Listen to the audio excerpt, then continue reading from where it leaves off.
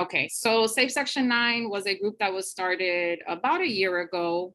And we came together because we wanted to make sure that we really understood that funding of public housing is critical, but also that it's a congressional responsibility. And because I have a work history in DC, it was really clear to me that for years, folks had been spending their time lobbying Albany or lobbying city council and trying to get funding and support from places where it's never going to really come from, right? So Safe Section 9 is now national, which is why we have Coletta and Thomas from North Carolina. They're going to be joining us in DC.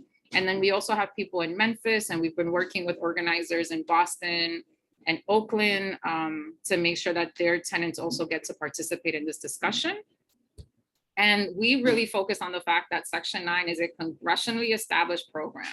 So I like to tell folks that it's always important to remember that NYCHA is a management company, right? They basically manage the day-to-day operations, and they use the funding that they get from Congress and from our tax money to operate public housing in New York. Every city has their own housing authority, right? So throughout the country, housing authorities for the last 30 years haven't been getting from Congress the funding that they need to actually operate. So we're headed to DC to hold Congress accountable. And we were thinking of doing this last year, but there were a couple of things going on with the blueprint and other madness, and then Build Back Better, and we kept pushing it back. And now we've decided that this is the right time to do it. So we're gonna head there June 13th and stay overnight. We're gonna be doing 2 buses leaving from New York, and tenants from other states are gonna be joining us either by plane or vehicle, depending on their preference. This trip is being funded with discretionary money. So every year our elected officials get like a little pocket of, pocketbook of money. And it's like, you guys can do whatever you want with it. Our state representative, Amanda Septimo here in the South Bronx, she set aside $20,000. So that funding that she set aside was intended to educate and support the development of tenants in public housing. And in order for us to do that, it's critical that we have public housing that actually operates and functions like it's supposed to. So this is the law that established it. And then, like I just mentioned, since the 70s, when Black and Brown people actually earned the right to live in public housing because we had to sue for it, we saw a huge decline in how public housing started to operate. So my grandma was in this apartment before she passed away for 29 years. And the first, I want to say 20 years were great. After year like 15, like everyone else that lives in public housing, we started asking ourselves, like, why is it taking longer to get repairs? Why are things falling apart? Why is NYCHA not fulfilling its promise to us, right? Which is to give us a housing unit that is actually a place where we can have a quality of life.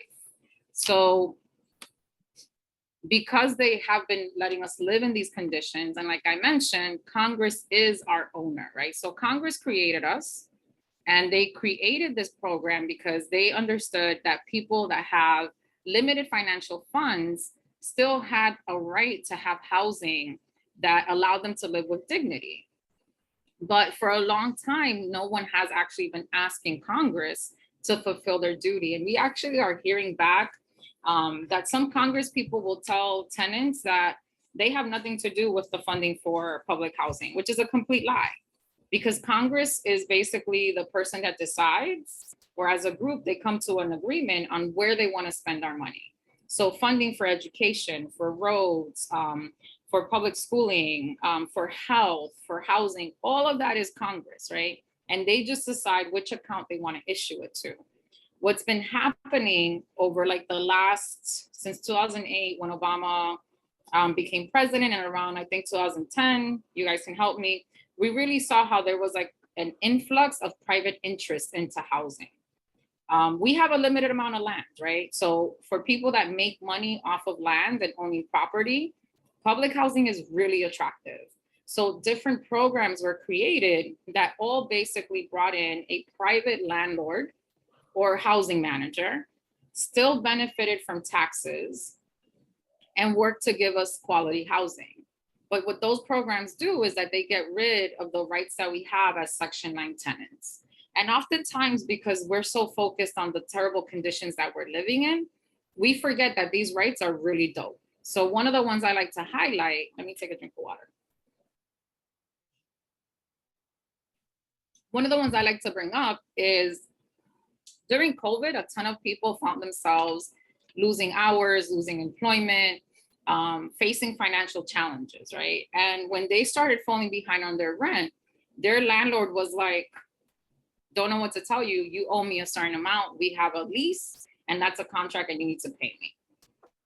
Congress actually sent out a notice, and they told everyone that lives in public housing, you need to recertify. Normally, we recertify every year. They said you need to recertify immediately if you saw a change. And the reason that they were asking us to recertify is because our income dictates our rent. So if they are saying to us, you need to recertify, it's because they recognize that because of COVID, our rent was going to change. No other landlord in America did this, which is why you have a lot of fights going on all over the country for like right to remain and eviction and all these things. And public housing tenants are just like, doesn't affect us, right? So are there any other rights that you guys can think of that we have as Section 9 tenants?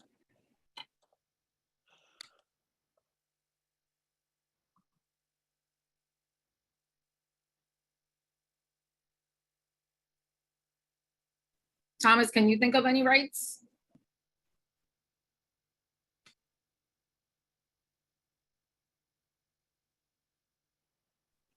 Did you repeat the question? I was doing something. I was saying if maybe you could think of another right that we have as Section 9 tenants that you would want to highlight. Okay. The right to what you call the right to be transparency, the right to be able to be transparent, to have transparency in all spending, as facilitated by an audit or even a forensic audit, and the right to participate in all the decision making activities as per Section 9, as per 964. Perfect. So when you live in an apartment building around any city and your landlord is a private individual, they normally don't want to ask you for your opinion on what should be done to your home or to the property that surrounds your home.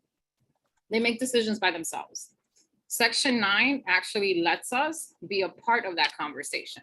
So it's super important that we hold on to these rights, right? So like Lex is highlighting the right to complain. That is a right that tenants in Section 9 have almost a privilege, right? To like organize, complain, and hold them accountable. We just haven't been really using those rights. And a lot of the housing authorities have been finding ways to suppress our rights. But that doesn't mean that there's something wrong with Section 9. Section 9 is a great legislation. What's wrong is that Congress isn't funding us and that the housing authorities have become corrupted. So yeah, let's move on. Go ahead, Thomas. I just want to say, you know, more than a privilege, it's a right. It's not, you know, and they try to project it as a privilege. They try to say, well, you have, you know, we're letting you guys. No, you're not doing any favors. This is a right based on the regulations and the requirements as stated in 964, and they have to be accountable to that. Exactly, right? So everything is already written. The policy and the laws that govern public housing are beautiful. It's our right to do all these things, and we want to hold on to those things, right? So a really important thing that we're going to do to actually make sure that we keep those rights and that our homes get repaired is to lobby. So oftentimes people hear the word lobby and they're like, what the heck is that, right? So lobbying is just having a conversation with someone and trying to influence them. In this case, we're going to be talking to our congressional representatives and to our senators. And the issue that we're going to focus on is going to be public housing, right? So let's look at how it happens. So who does it? Right now, there's a ton going on in the press that I don't want to touch on because it's just too heavy. But the NRA, Planned Parenthood, a lot of different groups will fight together. to make sure that they get what they want. And then here I also explain why they do it and how they do it. The tactic that we're going to use is a one-on-one meeting. So Safe Section 9 has been emailing Congress people, asking them for 60 minutes of their time. And those 60 minutes will be used in a specific way.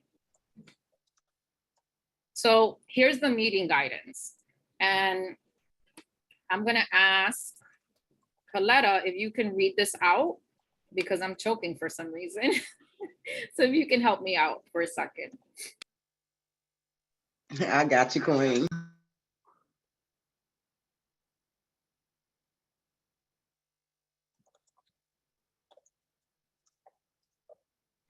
Oh, you want me to read this? Yeah, if you could read the slide for us. Okay, speak from the heart. Is that what you want me to read, that whole thing right here, or? Okay. Speak from the heart. Take your time. Don't bore or, hold on, don't bore our allies. If they support us, make the conversation short and focus on getting comments on demand. Share how much you love public housing. Discuss why public housing is important and share our demands. Perfect. So these things here, none of these are things that are out of our reach, right? Every single one of us can do this. So we have to get comfortable with the idea that lobbying is just a label for what we're going to do. But what actually happens in a lobby meeting is very natural. We're not going to expect you guys to remember statistics. We want them to commit to the demands. But at the same time, every single one of us can talk about why public housing is important and why we love it. So this is a snapshot of what the lobby meeting is going to look like. So someone from Safe Section 9 will have, Thomas, myself, Cesar, Kristen, maybe Paula, if you guys can attend, is going to join the meeting. Then we're going to have a lead tenant. And that lead tenant will come from the district that congressperson or senator represents. In those 60 minutes, our goal is going to be to actually get that elected official to support our list of demands and then take a selfie. So the selfie is a strategy to make sure that we can hold them accountable and have a record, right? And we want to have a public record of it. And that selfie is going to end up getting tweeted out using specific things. So we're going to manipulate them as much as we can. Our demands, you guys can ignore the specifics that are on the screen because I'm going to show you a larger page where all of that is at. But we have a really solid list of demands, and there's a national demand, and then each city is putting together city-specific demands. So when you sit with someone that represents North Carolina or Memphis, at the end, you're gonna have a little list of maybe 1 to 5 things that those cities have talked about and that they've decided that they want for public housing. How the meeting is gonna flow. So we're gonna do a little role playing. So let's say in this meeting that we're gonna hold today, our SS9 or Safe Section 9 representative is gonna be Thomas. So he's gonna be taking on these pieces right here. So Thomas, take us through number 2.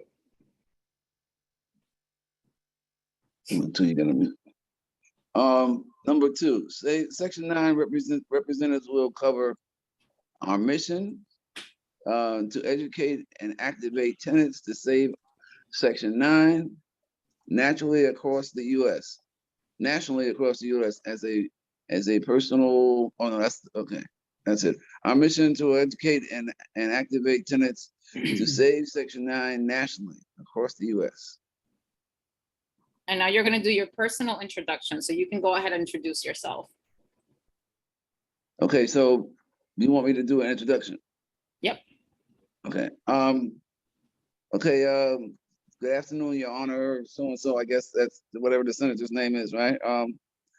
We are here collectively as a representative body of residents throughout New York City, North Carolina, Memphis, and other cities in the United States who are suffering and enduring the onslaught of of gentrification as proposed by the elimination of Section 9. We are here to seek to explain our position and to seek your support in our efforts to save our homes, our domestic reality, and our right to a safe, secure place to live. That's beautiful. Now, one thing people should note though is Thomas is a heavy hitter, right? So he can start spitting this stuff out really naturally. For someone that doesn't feel like they want to say all of that stuff, your introduction could just be, hi, my name is Lex. I am a tenant or ally of public housing in this city. And I am here to support tenants from across the country fighting for the financial investment in public housing, right? You don't have to be a copy of the other person, because at the end of the day, the most powerful thing is when you're authentic, right? So as you're doing your introduction, if you're representing Section 9, you're really there to highlight that our mission is to work nationally and why you care. And then you're gonna introduce the lead tenant. So for this exercise, we're gonna make our lead tenant, let's go with Lex. Lex, do you mind playing that role?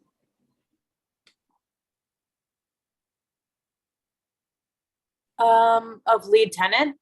Yeah, you can just say, let's make believe you live in Millbrook houses. Okay. Okay, so my name is Lex. I am the lead tenant from Millbrook Houses. And why do you love public housing?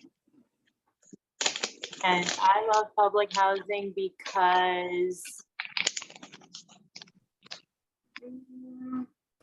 and this is also a very personal question, right? For some of us, there's some prompts to help people actually pick out that answer. So for some tenants, it's, I love public housing because I've lived here for 30 years and this is my community. For other tenants, it can be, you know, I love public housing because public housing has allowed me to raise my family in the same community, and we've never been displaced because public housing has always been affordable. So there's always like a way to make it personal, right? You guys should be picking up on that, that it's not, you're not gonna sit there and hit them with statistics. You're gonna hit them with humanity and painting the picture of why public housing is important.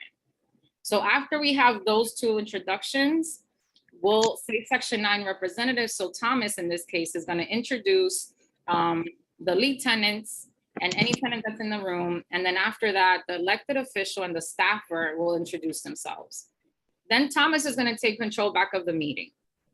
And he's gonna make sure that tenants are sharing their story and that we're representing our demands, right? So the tenant, in this case, I'll play the tenant role, is gonna share their story and why we need Safe Section 9 to be supported. Now, after the demands are stated, one of the key strategies I want folks to use is when that tenant actually says, you know, here's the list of demands, you're gonna have a copy, the elected official is gonna have a copy, and we want you to just focus on like one or two. You don't have to memorize everything, but find two in the list that we've created that actually you wanna talk about. So I would say, according to the guideline, we also have like another breakdown, right? So this is a cheat sheet in case we get nervous. So I'm gonna say hi, and I'm gonna be talking to, I don't wanna talk to Richie Torres. Princess is gonna have to do that. That's gonna be a weird discussion. So let's say I see Jamal Bowman. So I'm gonna say, hi, Jamal. Now, when Thomas did the introduction, he said your honor, right? And this is something that our community is constantly, you know, being told as we're being raised, right? You have to make sure that you give people their title. You have to make sure that you treat people with importance. I want us to not do that. And this is also a negotiation tactic, right? So when you walk into the room and you say someone's first name, like I did this to Chuck Schumer, it really flusters them. Because then they start having this internal conversation of like, did she just call me Chuck? Like, who does she think she is calling me Chuck? And why is she just calling me Chuck? And then Chuck is like, wait, why does it bother me that I'm calling her Ramona and she's calling me Chuck? What's wrong with my ego, right? So they get caught up in their thoughts, and whatever they were ready to do, which is probably disagree with us or say no to us, all of a sudden they're frazzled. So it's important during these meetings that you always use their first name. We're not Can I calling. comment? Yeah, go ahead, Thomas. Can I comment? I used your honor as a strategy, and I get what you're saying, and I agree.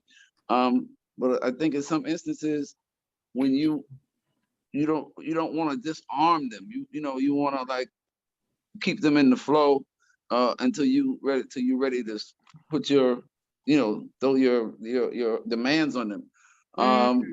I don't, I mean, and that was just my strategy, because I don't usually like addressing people like your honor. I don't like that, because it means they're elevated over me, right? Yeah.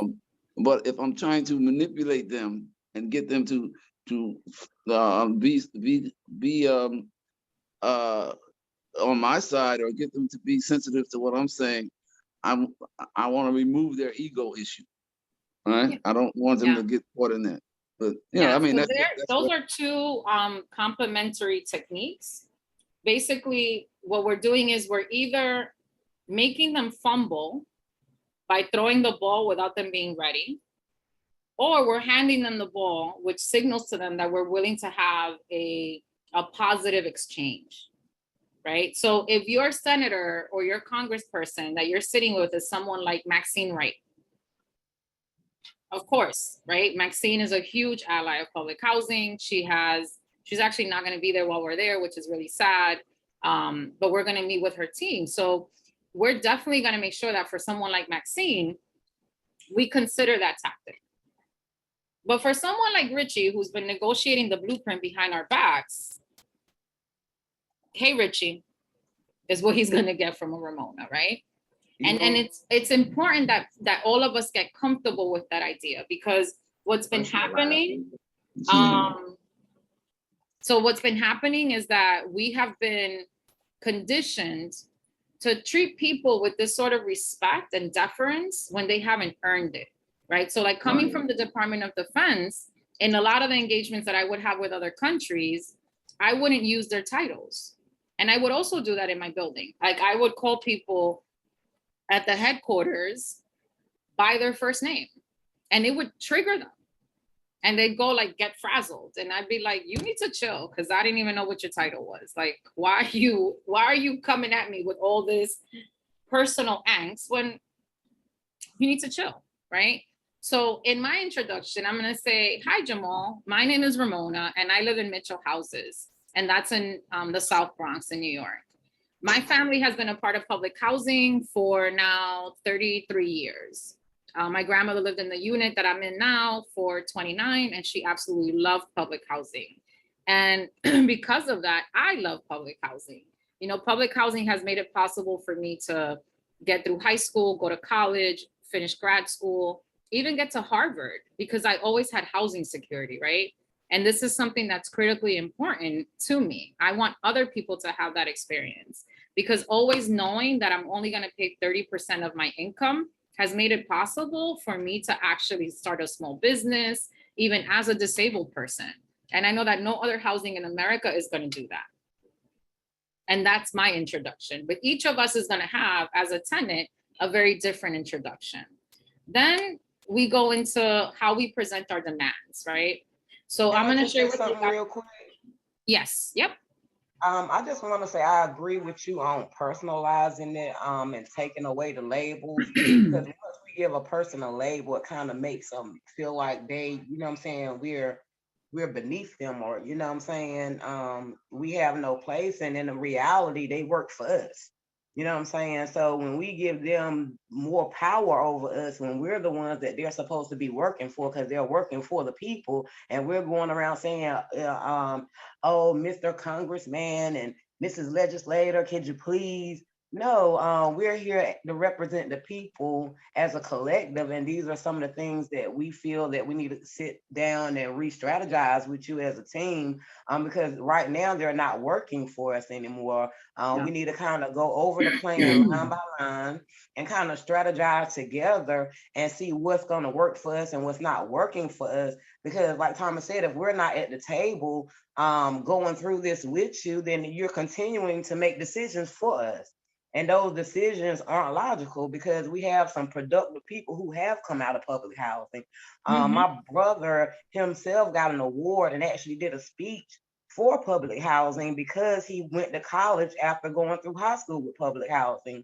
Yeah. So there are some good things that do come out of public housing that's not highlighted. So like you said, once we highlight those things and we let them understand that we're not going to put you in a higher place than we are. We're here with some demands that are not out of reach. There are just some things that need to be updated, you know? So Yeah. I certainly agree And with one you thing on I would say personalizing. for Southern And I would states, just say, yeah, and I agree with both of y'all. I think that is what we need to do at some point. I think my point was just that I don't want to facilitate an adversarial situation yeah, in terms of as a strategy. I don't want to put them on the defense too much, right? Because we want them to agree with something that we want to do. And it's not about reinforcing their position over us in certain instances. It's about disarming them so you can get them to do what you want them to do. and I think both of you are raising really good points, specifically for the tenants that are joining us from the South. This is a very cultural thing, right? To treat people with a certain amount of deference.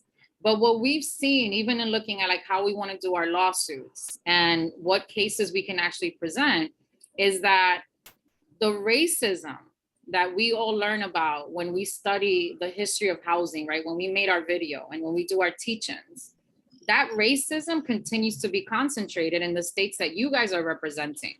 Systemic. So my question to you guys would be, knowing that your Congress people and that your senators are treating us, public housing tenants, as less than because of their racist belief system that they continue to uphold, and that the courts, the Southern District Court that goes over Memphis, North Carolina, all of these places, they are the ones making our fight the hardest. So when I'm asking you to use their first name, I'm doing that with that context, right? The folks here in New York, for the most part, they can be ignorant and sometimes malicious. But we're dealing with Congress people in New York that are minorities, right? You guys are going to be dealing with these white, privileged, Brownie didn't like that. Shh. I'm sorry, baby. He didn't like that. With white privileged people, men, really, those are the people that we're having to get meetings with that still hold power in these places from an infrastructure of racism. So with that knowledge, I would say, baby, I would say with that understanding that we have to be really careful in be appearing or Brownie, come here. Listen. My God. He really got triggered by the South. So I would say with that These demons down here. Yeah, like the minute I talk about it, Brownie's like flipping out, right? So that has to be part of the context with which we walk into these meetings. These people, if they do take meetings with us, are already looking at us as welfare queens, as criminals, as uneducated, as lazy. They're the ones that believe and uphold all of those negative things about us. So and the that's where we strategy need that to I'm come in and suggesting, show them exactly, how the programs work through the housing with the education, the job programs, and the how those housing programs security. do help us move forward in progress. And those are the things that don't get highlighted. So show them the Exactly. programs that are successful, you know what I'm saying? especially when we're down here in North Carolina dealing with those supremacist leaders, because it never changed down here. So you're dealing with them up there. They're still calling us lazy. We don't want to do nothing but depend on the system, and it's not true. There are many families out here who work and have jobs, but as soon as you get a job and you make so much money, then your rent becomes outrageous. So then you're stuck again in a system where you can't afford the rent to move. But then you're paying this outrageous rent to live in public housing where everything is not working properly. Right now, I'm in a unit they moved me in where they knew stuff wasn't working when they moved me in here. It just worked maybe like, 2 days?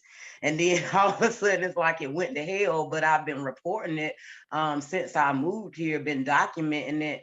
And they keep saying, oh, there's this long list of people who are ahead of you with the same issues. So my thing is, what is going on with this funding? There needs to be an audit done, because there's no way you're going to tell me 10 people need a fan to go over their stove. So every time I cook, my alarm system is going off. You know what I'm saying? So and those are the little things, right, that are national demands, and then your local demands will highlight to them. It's really important to make sure that the tenants in the group are speaking not about, like in our meetings and our teachings, you guys know, I tell you, we're not going to talk about our issues because the issues are systemic, right? What we want to talk about, what we really want to communicate to them is going to be the product of public housing, right? What public housing has done, what public housing allows us to achieve, what solutions does public housing create? When we look at homelessness, when we look at displacement, when we look at gentrification, all across the country, public housing is saving communities from facing those things.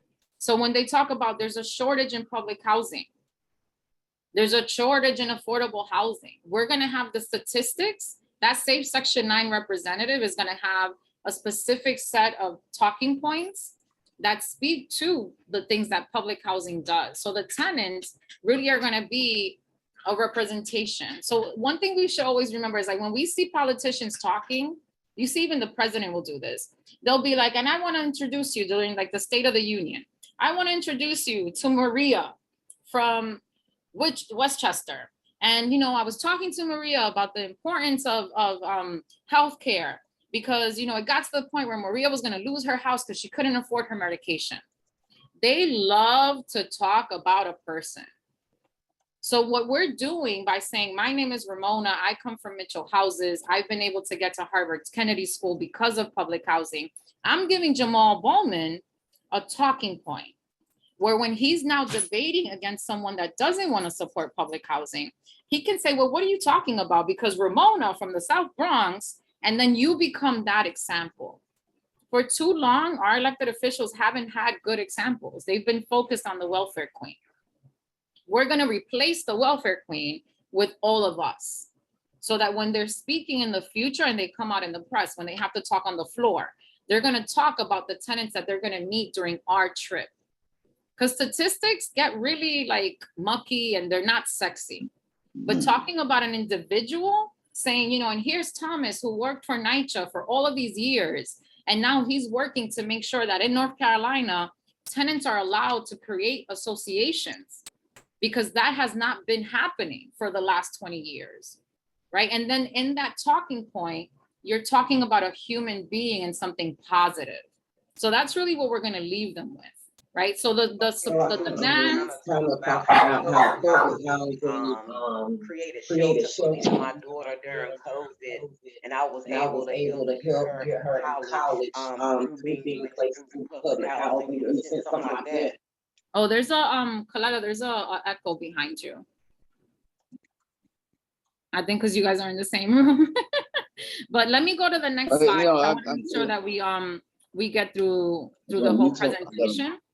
One of the things that you just saw, though, as a negotiation tactic, the first one, right, is to use their first name. The second negotiation tip that I'm going to give you, I learned this working for the FBI. Shut up. When you speak and you present things and you just look at them and you wait for an answer, don't talk. we love to fill empty spaces. Humans don't like to have silence when they're in a group. It feels awkward, it makes people uncomfortable. The more uncomfortable they get because none of us are talking, the more they're gonna ramble. It's another way to throw them off their feet and to force them to pay attention to the demand and to realize that we're not here to negotiate, right? This is something that I was talking to Princess about earlier. We're not negotiating public housing. We're letting you know what we expect you to do. So we're just gonna sit there and wait for you to say that. So all of us need to hold each other accountable in the meetings to make sure that we're not cutting them off and speaking too much, because that's not gonna help us in the long term, in the long run. Then how do we end the meeting, right? So someone's gonna have to summarize the meeting, probably the Safe Section 9 person. We're gonna clarify. We need to know before we walk out, because I'm not gonna be in every meeting. I'm gonna be running around like a mad woman. So someone in every meeting is gonna make sure that we know what they're gonna support immediately out of our demands, what they still need to think about or need information to make a decision on. Are we gonna be meeting them again? Do they wanna have a follow-up meeting? Are they telling you that within 2 weeks, they'll be able to go over the demands that they didn't agree to? Anything like that, right? Do they owe us anything? Are they saying that they're gonna write out some sort of document? Are they agreeing to do a press release? Are they going to issue, some sort of advisory on public housing? Now, if the elected official is supporting us and they're gonna stand with Safe Section 9 and take on these demands, we wanna get that picture. So you're gonna ask the staff to take a picture of the group with the elected official. We're gonna tell them that that needs to be tweeted so we can retweet it. And it's gonna say something like, I stand with tenants of public housing and promise to fund it. We must save Section 9. Housing is a human right. Those are the hashtags that we're recommending. We're gonna make sure that that becomes public, and it's gonna be like a record, right, of like our wins. Then I wanna see if you guys have any pressing questions before we go and look at the actual list of demands. So let me go to that screen. And here is our statement of demands. Let me make it full screen, see if it'll fit. So this is what each of us will walk into the meeting with. Take that off. So the national demands, these we started working on about a year ago. So if you haven't heard them before, it's we want HUD to place a moratorium on any privatization. So we have reports now from Human Rights Watch, from Tenants in Rockaway last night. They presented their findings. Everyone is telling us that privatization doesn't solve the problem. That going RAD, PACT, or Section 18, like it's happening down in Minneapolis, is not making it better for tenants. We're also gonna have the reports from Human Rights Watch, the findings from Rockaway, anything that we can get from Minneapolis. And that's gonna be part of the packet that we're gonna leave with the elected official. Then we're also asking them that they need to do an impact study. So the last time that there was a study that looked at what is happening in these units once they're privatized was 2014. And it covers dates older than that. Ramona, can I say something? Yes. When we talk about we want them to understand that privatization does not solve the problem. We have to be cognizant of what that problem. We have to stay consistent of what that problem is, and the problem is not cosmetics and not things of that nature. It's the actual preserving our way of life, right? It's preserving a public housing in terms of a residential option where that is permanent, right? Not temporary. So, the problem is fundamental, it's basic, it's systemic, right? And we need to keep that in our heads when we're talking about the problem. Yes, and that's why you're gonna be representing Safe Section 9 in your meeting. So that impact study, we want that. We've also asked for a national state of emergency for Section 9 housing. This allows us to look at funding streams other than the appropriations and the reconciliation bill, which are the policy focus for the ask of money. Then we want federal and tenant oversight of public housing authorities across the country. Genuine oversight, not what's been happening. Our ask is 100 billion. Now, when I gave this to Chuck, he was like, well, you know, I'm trying to get you 65. And I said, Chucky, right? Like, you know what the need is. Every research paper done on the state of public housing to date says that the minimum requirement is 80 billion. We're asking them to increase that by 2025 to 180 billion. And that's a combination of reconciliation money, which comes from one pot. It's a bill and it's huge. And then also appropriations, which would guarantee that every year public housing is getting money for the two main buckets that it needs. And we have a breakdown for all of that. Then we don't want to talk anymore about how fair cloth is a problem and it's why we don't have enough public housing. We have been losing public housing since 1999 in huge numbers every single year. There is enough space between the numbers that we're at today and the numbers that we were at in 1999 for every single housing authority to expand its stock. So we're going to call bullshit on what they're saying. We also want the sustainable and resilient future for public housing that was included in the Green New Deal for public housing. Now, Chucky has made it clear that he is not going to support the Green New Deal for public housing, but he did tell us and our partners at Sunrise that they will support the components of it. I don't care what you call it. You could call it Baskin-Robbins 33 flavors, as long as public housing becomes sustainable. So what does that look like, right? For NYCHA, our old COO, Vito Mastachulo, was talking about getting boilers that would give us public housing heat that was more affordable, better delivered, and would last longer than the current boilers that they're patching up. He knew that we needed to understand as tenants. And I had a conversation with him where he said, look, I need to know that it's okay with tenants to wait a little bit longer and suffer just a little bit in order for us to put in the systems, the elevators, the water heaters, all of these things that I want to put in that he wanted to purchase were sustainable, energy efficient, and future focused. Every housing authority needs to be spending their money on those things. Like one of the things that has been happening in the South Bronx is they've been sending people, we have huge problems with our elevators here. Like Mitchell Houses is like 20 years behind on replacement. Over the last 2 weeks, they've been replacing the floor in our elevator. One doesn't work. And it just so happens that the poor man that came to replace the floor replaced the floor in the elevator that doesn't work. So we've had a new elevator floor for 2 weeks now, and the elevator only runs every other day. That's how NYCHA's misspending money, right? And we don't want them to be able to make those decisions moving forward. One other thing, talking about the racism, right? We know that all of this is stemming from the welfare queen myth. She does not exist.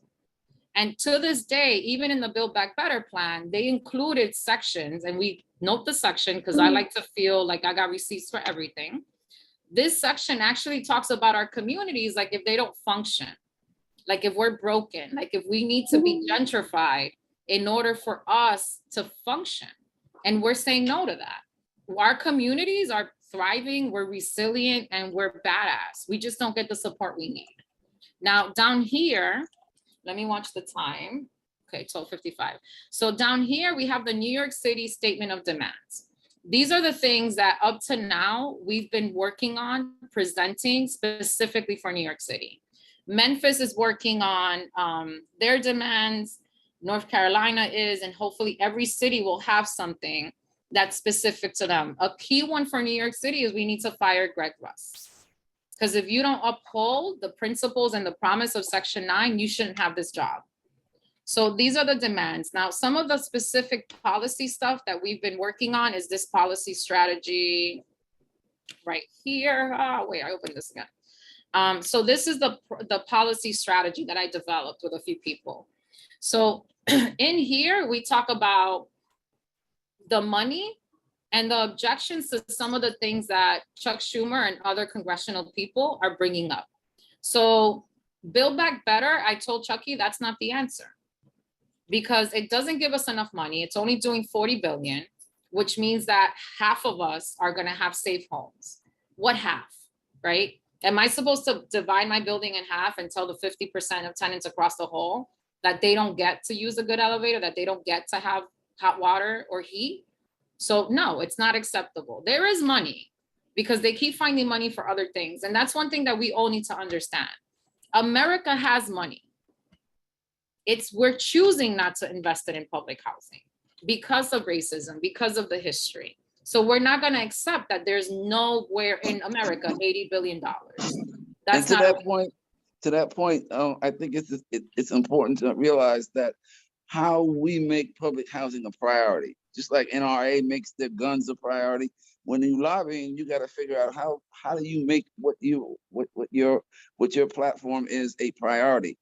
Over the years, public housing hasn't been a priority because there hasn't been any lobbying. There hasn't been any significant lobbying. Yeah. And I think nobody has gone to DC to fight for public housing. Yeah, right.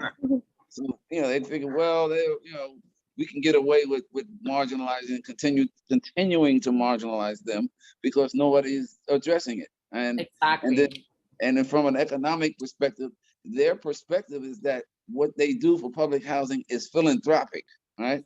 It's philanthropic. It's not, there is no economic return. So, we can do what we want. And that's, you pay taxes, you pay rent. It's not philanthropic in that issue, right? Yes. Just because there's a subsidy does not make it philanthropic.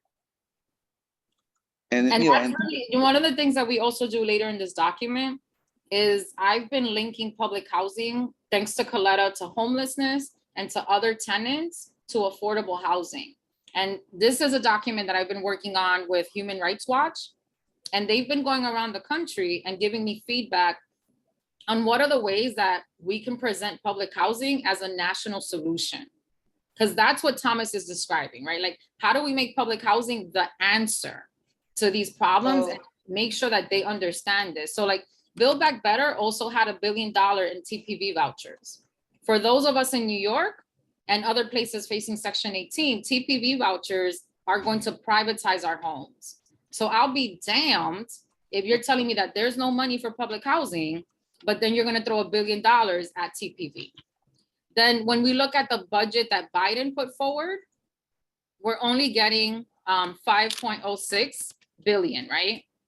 That's lowering us down from by $4 million. That's not acceptable when we're in a crisis. Then 3.7 out of that is going to capital, but 15 billion is going to that Section 8 project-based rental assistance. And then another 32 billion is going to, I think those are millions. Someone needs to do the math with me. 32 billion is going to tenant-based rental assistance as well, right? So we have project and then Section 8 traditional. Now our ask is that we get 80 billion to stabilize us. And we want that in the reconciliation bill. So that's a bill where Congress will come together and say, okay, like, let's leave our issues aside for a second and start paying for stuff. Then we need annual appropriations. All of the specialists and like smart people on public housing are saying that we need 5 billion in capital and 5 billion in operating every single year, right? So when we start looking at how do we make public housing the solution, we talk about what's our messaging. So we're gonna have the banners, we're gonna have the posters, we're gonna have everything we need to actually hold something on the Capitol steps. And this is a hotel where we're staying at. If you guys wanna start mapping it, it's Connecticut Avenue. Tenants get free lodging and free transportation. If you're coming with us to represent Safe Section 9, we also need that support, so we'll be covering people. Right now, we have 27 rooms that are full. So if you intend to come and you have not registered, I need you to register yesterday. Then we have our bus information. I'm treating this like a military operational. We have the letter that's going out to our Congress people that talks about key things that Thomas was raising, right? So like the decline of funding, the violation of human rights, also housing insecurity worsening. Because if we lose public housing, this is all the stuff that will happen. Then other things that end up happening is at the same time that we're killing public housing, we're actually losing 15% of affordable housing almost every year. So there's no way that we're creating as a country enough affordable housing to address the affordable housing need. Only public housing can do that. So in this letter, we've put in all of this language, and this is a letter that then the tenants and the Safe Section 9 representative will actually have access to and get a copy of, because all of these right here, I feel like CVS receipts, right, for days. So we have all of the reports, we have all of the statistics, and this stuff is dense, which is why I don't want you guys to think that you need to remember it. It's just important for you guys to know what kind of letter each congressperson received. And then they're being asked to meet with us June 13th or 14th in DC. If they're not available during that time, like Maxine, we're gonna try to get them between May 23rd and June 4th. And for meetings like that, because we're holding them on Zoom, we're just gonna see which tenants have done their training up to this point, because we're keeping a track of that. And whoever's completed their training will be able to take on some of the Zoom meetings. And those meetings will be a little easier because they won't be in person. And it looks like it's gonna be people that are actually our allies. Our hosts or the coalition that we're looking to have, it's gonna be Safe Section 9. We have Movement School, we have Amanda Septimo. I'm waiting on AOC's staff to read this letter and actually send it out and publish it, announcing that she's hosting the event. And then we're gonna do the same to Chuck. I've also reached out to the National Coalition for the Homeless, National Low Income Housing Coalition, and I am waiting on Black Lives Matters. But the folks coming from Memphis, they're Black Lives Matters. Our draft agenda, this is a trip that is gonna be intense and you're gonna be working, right? This is gonna be back to back with very little free time. We're gonna try to leave, this is New York, right? But for those coming from other states, what we're telling you is that we want you to be there by around 11:30. The latest, I'd say 12:30, because we all wanna eat together. Then our first meetings are gonna start at, I did military time because I started having PTSD. So I'm sorry. But it's 1 o'clock to 1:30, we all head to the Capitol. Then we start our first meeting that afternoon. The meetings tend to be distant, right? The Capitol building is really difficult to navigate. It's huge and the flooring sucks. So wear comfortable shoes, carry layers, because it's always freezing in there. So I'm giving folks 30 minutes to get from meeting to meeting. So you can also like go over your notes and say, wait, what happened? Let me summarize what's gonna go on. That evening, we are checking in, right? We won't check into the hotel until the night. Then I'm gonna give you an hour to cry and come to terms with life. And we're gonna have dinner, and it's gonna be a dinner teach-in with our DC representatives that are gonna be hosting us. The next morning, we actually need to be checked out and on the bus by 10 a.m. I'm not a morning person, so I empathize with anyone that isn't. We head straight to the Capitol to finish out any meetings there, or to the Senate building, because the second day is Senate focused. Now you have 2 meetings that morning. We get lunch and we all gather together for a picture on the Capitol steps.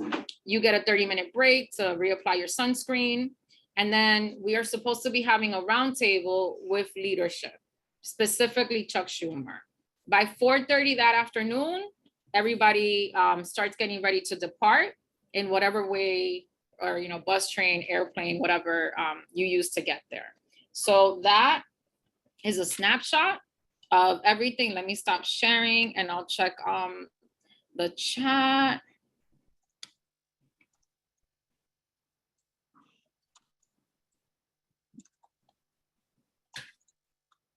Okay, perfect. So I saw Paula's saying, am I in a room? So we have your RSVP from last year. Yeah, and I think I RSVP'd this year. I just figured it out. Kristen was like, She's like, I see some people twice. So I think it's because the list from last year was Oh, sucked into because the it. list from last. Okay, got it. Okay, yes, Yeah. I will come. Yeah. I don't need a seat on the bus. I will take the train so I can do some work. I get Perfect. extremely motion sick, Perfect. so that is my story. And But I I'm will be sticking there. to it.